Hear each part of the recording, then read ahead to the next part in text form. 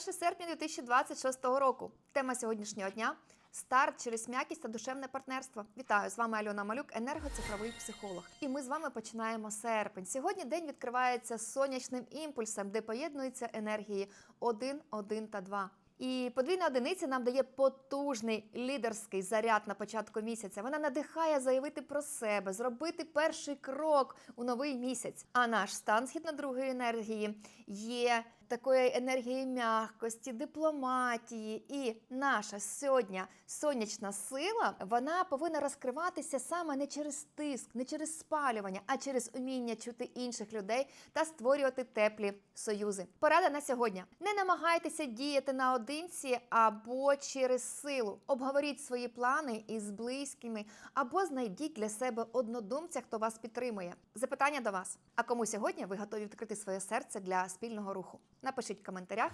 З вами була Альона Малюк, енергоцифровий психолог.